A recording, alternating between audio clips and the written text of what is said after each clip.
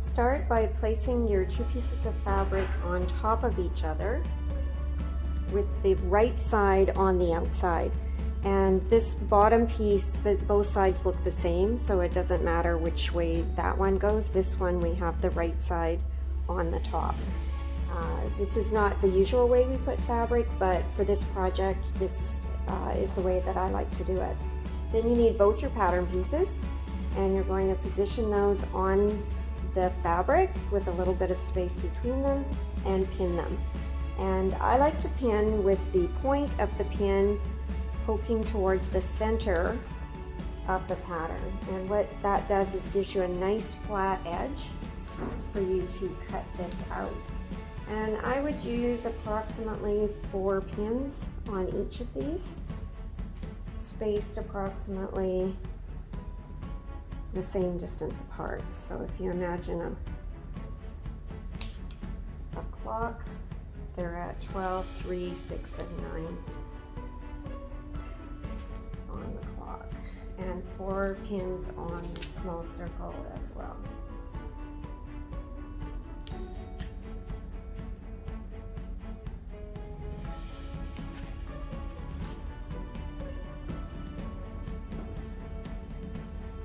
Cut evenly around the outside edge of the pattern, close to the edge,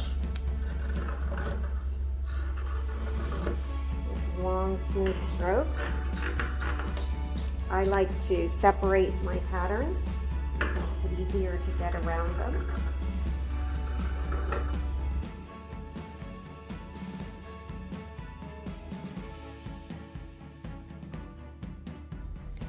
We're going to transfer some of the markings on the paper to the fabric so that we can see it on the fabric when we're sewing. And different markings are going to go on different pieces. So I'm going to start with the larger piece and take the pins out. You need to know which fabric's going to be your outside and what's going to be the interior fabric on the pouch. If you look at this one, you can see this is the exterior fabric, which you see on the inside and the outside, and then we have this lining fabric that is more on the inside of the pouch. So for mine, the turquoise is going to be inside and the pink is going to be the exterior. I'm going to use the pink first, and I'm just going to put a pin on one side just to hold this in place while I'm marking it. And we're going to be marking today using tracing paper and a tracing wheel. And tracing paper comes in a variety of colors. When you buy a package, there will be usually 4 colors. So for the pink, I'm going to mark with the blue, and you want to place the paper so the chalky side of it is towards your fabric. And this will leave some marks on your fabric, but they will wash out. Some of it will even brush off. And so what I'm going to mark here are these dark bars, which are going to indicate where I'm going to sew a buttonhole later on. And so I'm going to just go across them. I'm using some pressure, and I rock the tracing wheel a little bit. And you can lift this and check, and I can see that it's marking the fabric. I also want to do a little bit of this line here to show where the buttonholes start and stop. And I'm going to do the same on the other side.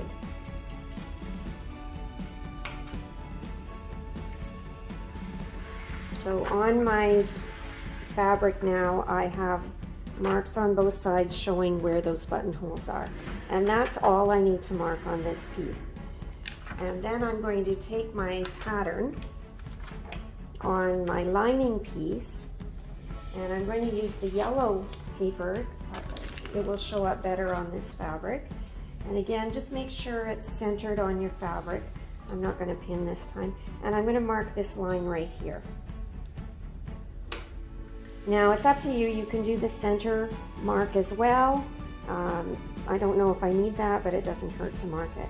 And again, I'm going to check, and I can see that mark in the center on this piece. So those are the only things I need to mark on that piece. And then on the smaller piece, again, take my pins out.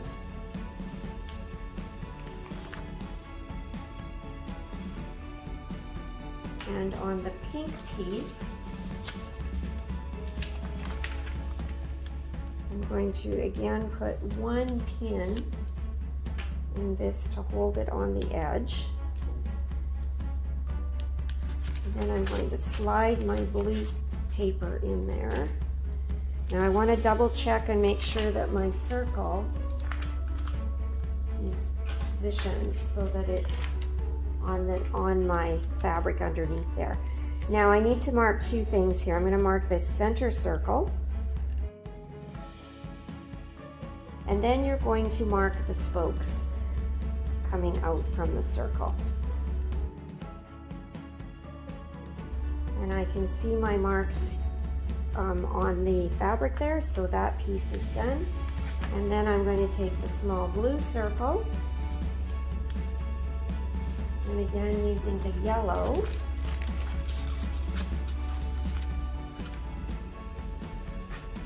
and I'm going to mark the line in the center.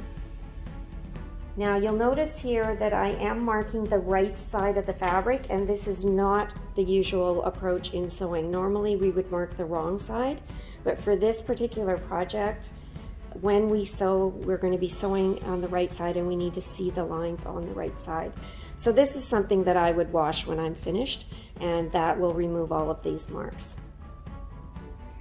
So we've traced lines on the small pink circle, we've traced the buttonholes on the large pink circle, and we have the center marking on each of the blue circles, the large and the small one. On the two pieces that are the lining where you marked the center, we're going to make a cut or a slash in the middle of each of those pieces. So I'm going to fold my fabric, and I'm going to snip on the line that I drew, and then I'm just going to extend that. So you want to make a cut about 2.5 centimeters in length in the middle of each of the lining pieces. In this case, this is my blue fabric that's going to be on the inside of my jewelry pouch. So hole in each of the two lining pieces. You want to make sure you get this on the right pieces, because we don't want to see these when we're done. The first thing we're going to be sewing are the buttonholes, and so what we need to do on this is to reinforce that area to provide some extra strength and stability for the buttonholes. So I'm using a small piece of interfacing.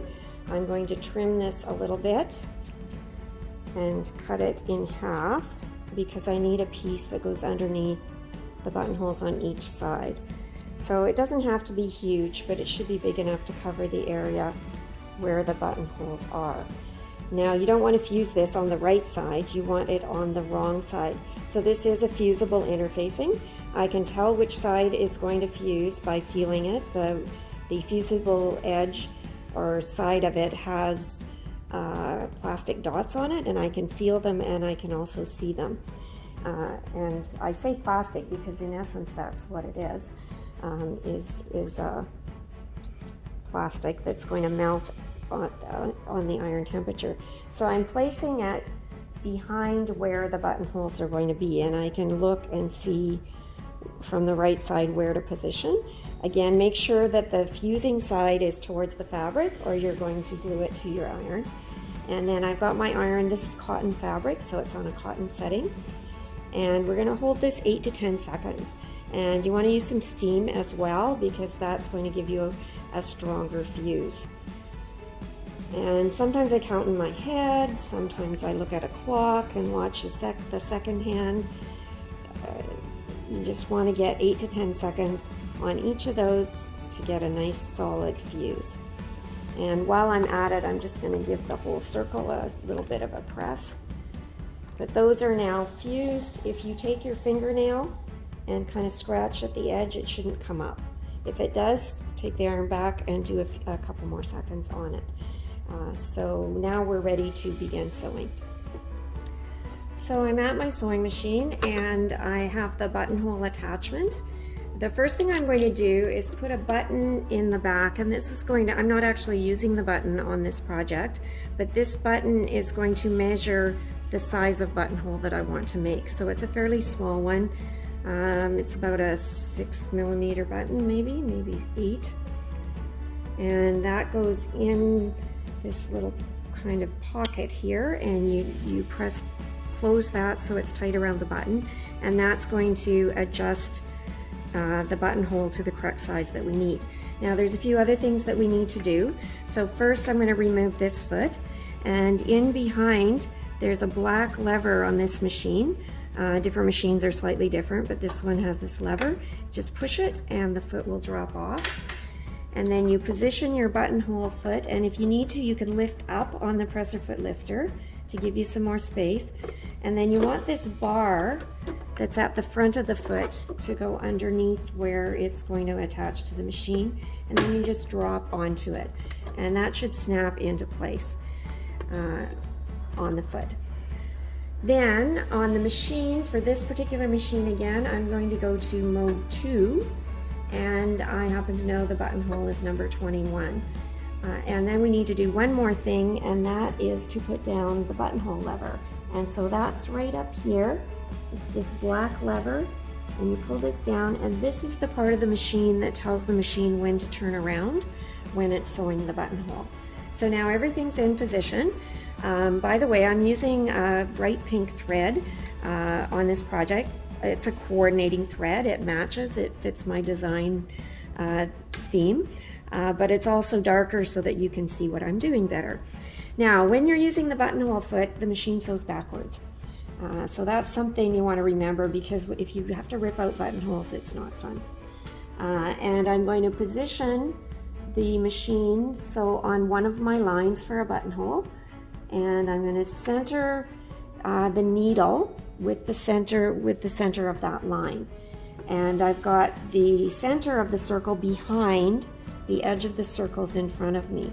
Now this machine is pretty much going to sew by itself.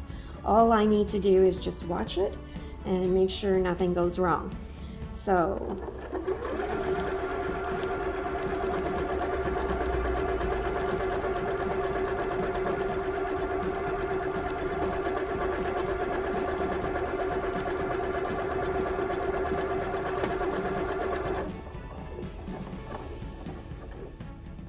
and it will stop and beep when it's finished. Again, different machines are slightly different, but you can see there's my buttonhole. I'm going to trim my threads. You always want to cut your threads as close to the fabric as possible so you don't have messy thread ends hanging around. And that is your first buttonhole. And you're going to do 4 buttonholes exactly the same.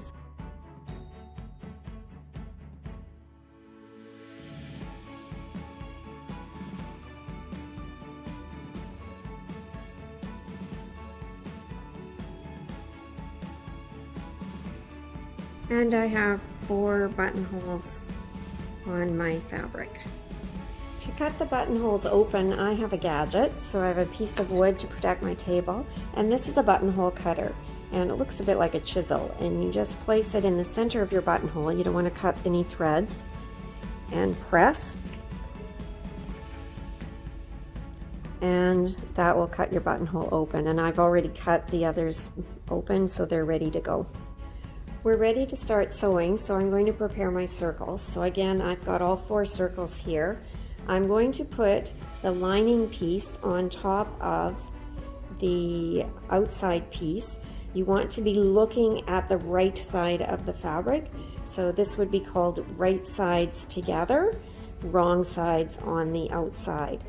And you place your circle on top of each other, and we are going to pin this together. Again, pinning at right angles so that I have a nice flat sewing edge. I am going to use a few more pins than I did when I pinned the pattern. The pattern was paper and didn't move as much as fabric moves, so I'm going to use approximately 6 pins around the large circle. And again, always pointing towards the center so that you keep a flatter edge where we're going to be sewing this together. Then you're going to take your small circles, again, right sides together. So right side in the center, wrong side on the outside. Again, place them on top of each other and then pin. This one, I think 4 pins are going to be enough. You might use 5. Actually, I'm going to use 5. Again, pinning outside to center. We're back at the sewing machine. So you're going to start by removing your buttonhole setup. So we're going to raise the buttonhole lever. We're going to press the button at the back to drop the foot. And again, I'm going to lift up on the presser foot lifter in order to get this foot out. And we're actually going to use another specialty foot for the machine for this. This is called a 1/4 inch foot, or it would be 6 millimeters. And the seam we want to sew is actually a 1/4 inch seam or a 6 millimeter seam. So this foot is designed to sew that perfect 1/4 inch seam. Now I also need to reset my settings because right now it's sewing a buttonhole.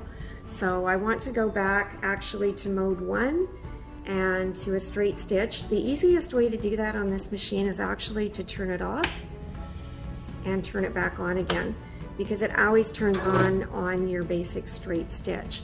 I'm also going to change my length. It comes on at 2.2 and I am going to sew at, I like 2.5. This machine doesn't do that, so I'm going to use 2.6.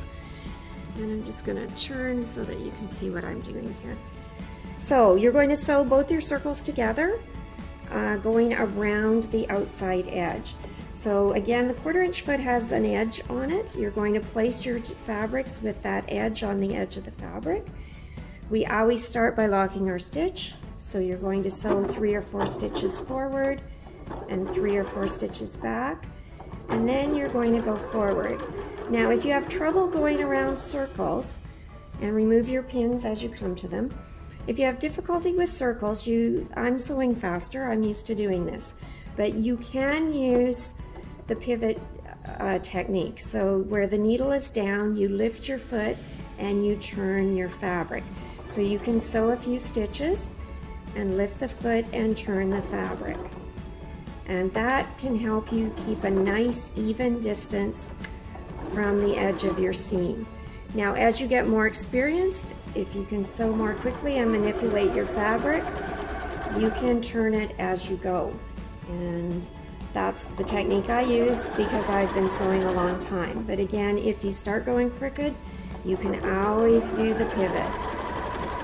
It takes a little longer, but it saves you ripping out if you really mess up. Now you see my fabric starting to fold here. Don't want it to do that, so I'm going to flatten it out. I'm going to look at that later. I might need to rip a little bit right there to fix that, but we'll look at it when I'm done.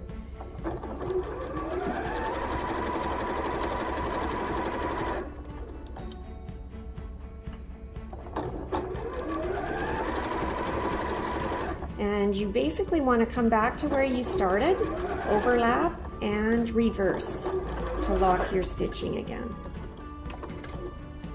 And as usual, cut your threads.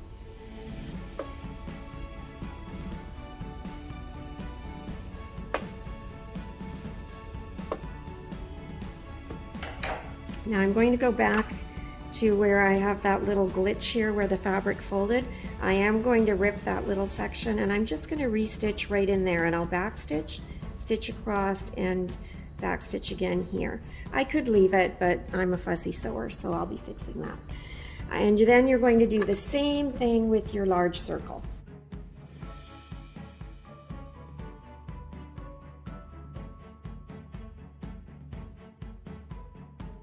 I'm just going to show you what I'm doing to fix that little fold that happened here. So I'm going to rip some stitches on either side of the area that I want to fix, and I'm pulling those stitches out. And on the back, I'm just going to cut the threads there. I'm using my seam ripper for this since I have it here. And then to fix it, I'm going to go in, I'm going to start on top of stitching that's still there, because I want to lock that stitching. So forward, backward, forward. And then I'm going to sew across the area that needed fixing. And then I want to go back on top of the existing stitching to lock it again. And that locks the new thread I just put in plus the thread that was already there. And that way I'm not going to end up with stitches ripping out and a hole in my pouch later on. Now we're going to turn these right side out.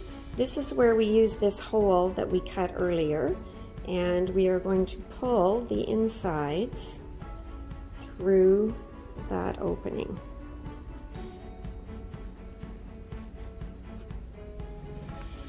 This will take a few minutes.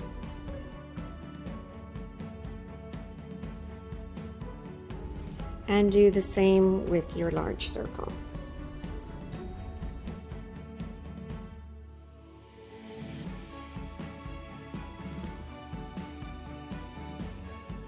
The large circle has more fabric. If you find it's difficult to pull out, you could extend your hole and maybe make it 3 or 3.5 centimeters instead of 2.5 centimeters, and that will be easier. Once I've turned them right side out, I like to use a pencil or some gadget that's long and narrow, and I just go around the edges with the end of it to push out all of the edges.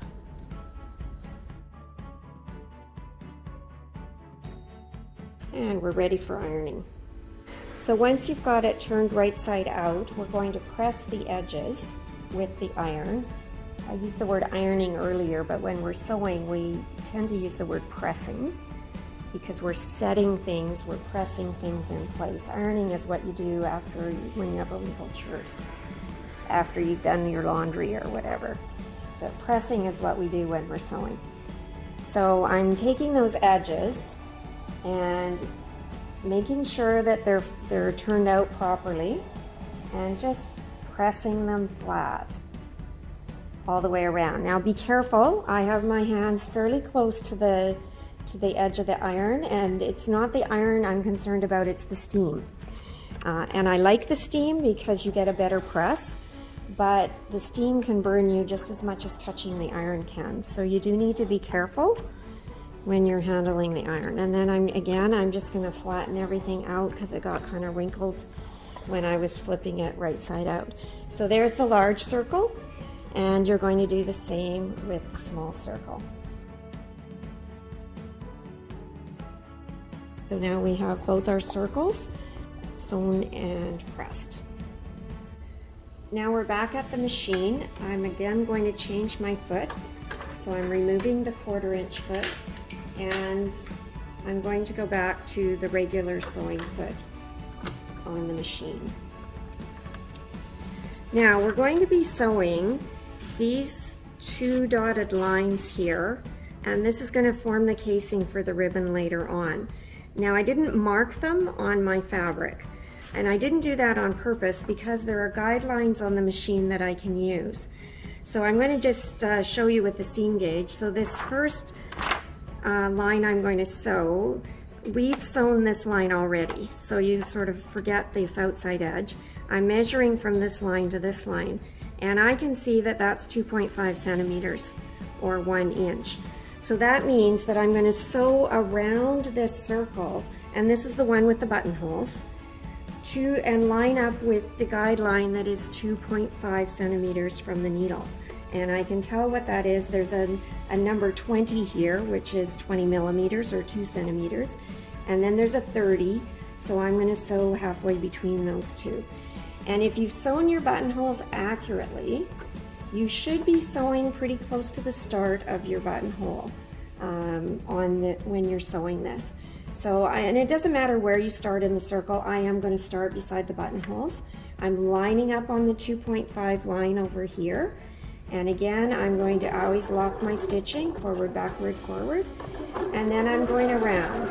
And again, if I have trouble sewing in a circle, I can pivot. I can lift my foot and move this so that it's in the position.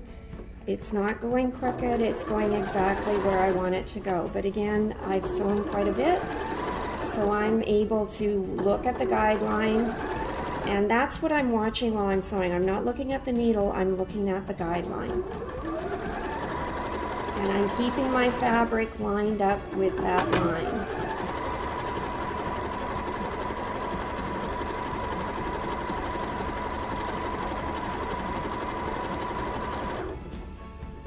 And again, I'm going to overlap where I started and lock my stitching. Back stitch and forward again.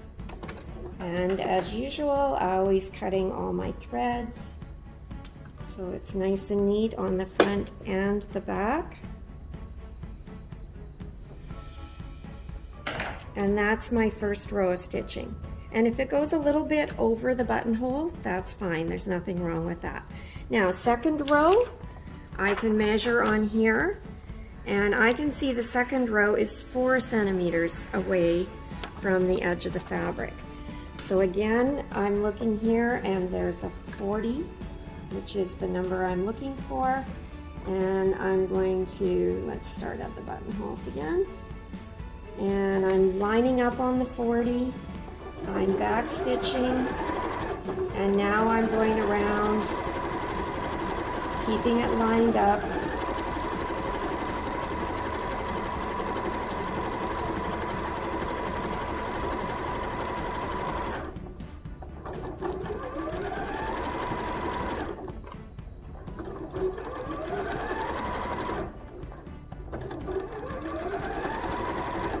Overlapping, back stitching, and cutting my threads.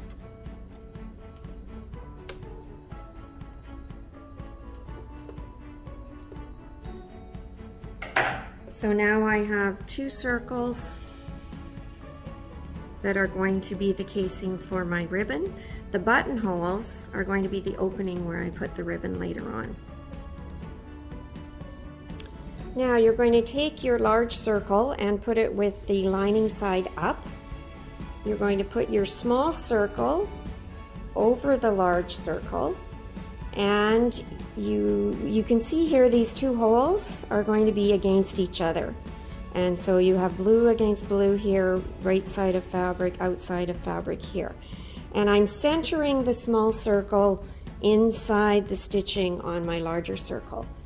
Then I'm going to pin this just to hold it in place. So I did 1 right in the middle, and I'm gonna do maybe 2 or 3 on the outside edge.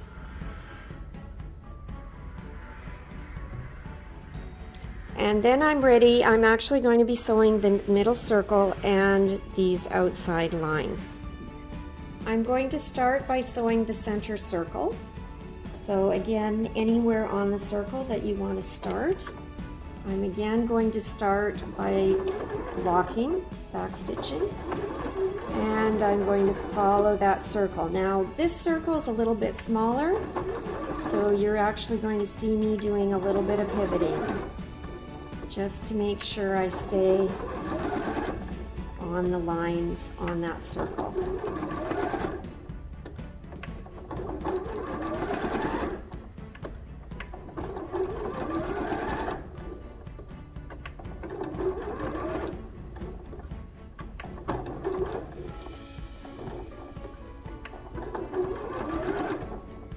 And again, overlapping and back stitching. Always locking my stitching. Trimming threads, top and bottom. So that's what it looks like from the right side. That's what it looks like on this side.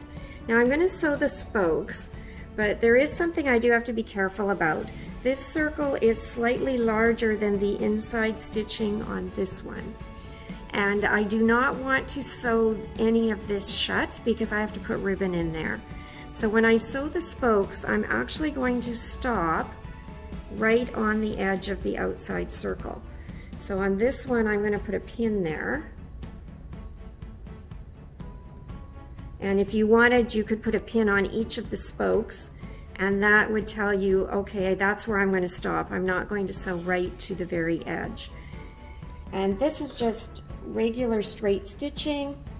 I like to sew from the center out when I do these. So I'm going to start at the center line, and I'm going to again back stitch, and I'm going to go out, and when I'm close to the pin, I want to take that out. I'm going to do 1 more stitch, back stitch, and that's that spoke. And I'm pulling my threads again. Now, it gets a little tedious cutting threads for all of these spokes, so I'm going to show you a little trick that I do when I'm sewing things like this. So I'm going to start at the next one,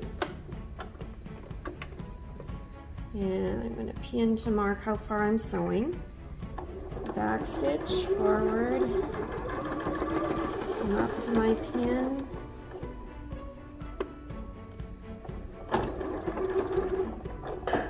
now this time, instead of stopping and cutting my thread, I'm actually going to pull over to the next row, and I'll cut that thread later. So again, back stitching forward. I'm just going to mark where I'm stopping.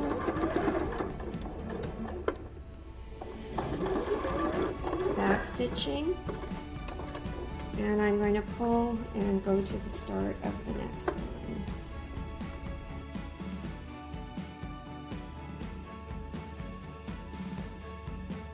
And then I'm going to be cutting all of these threads. So I have 2 pieces of ribbon, each of them are about 60 centimeters, and I'm using a gadget called a bodkin. And if you don't have one of these, you can use a safety pin just as easily. To use the bodkin, you're going to insert your ribbon through that opening there. And I'm just going to do 1 knot to hold that on. And then I'm going to start with one of my buttonholes. And I'm going to feed my casing through and just bunch up the fabric on the bodkin and then pull. And I'm going to completely ignore these 2 buttonholes here. I'm going to go right underneath both of those. So I'm going to go around in a complete circle. And I'm going to come up in the buttonhole that's beside the one I originally went in. And I'm pulling that through. And it will bunch up a little bit, that's fine. Then undo the ribbon from your bodkin. Put these 2 ribbons on top of each other and do an overhand knot. And you just form a circle and put the ends through the center of that circle. I don't know if you can tell, but I've got my ribbon cut so it's on an angle, and that helps to keep it from fraying out as much.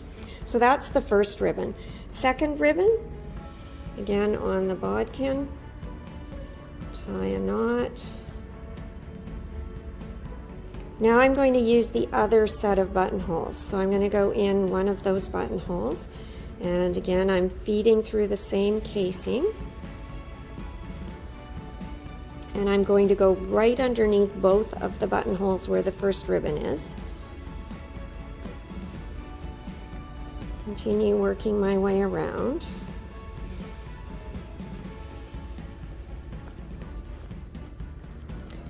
And I'm going to come out the second buttonhole here, right beside the first one where my other ribbon is. Pull that one out, undo it from the bodkin, lap them on top of each other, overhand knot, and pull it tight. And then you want to just kind of pull on this to even out your ribbons.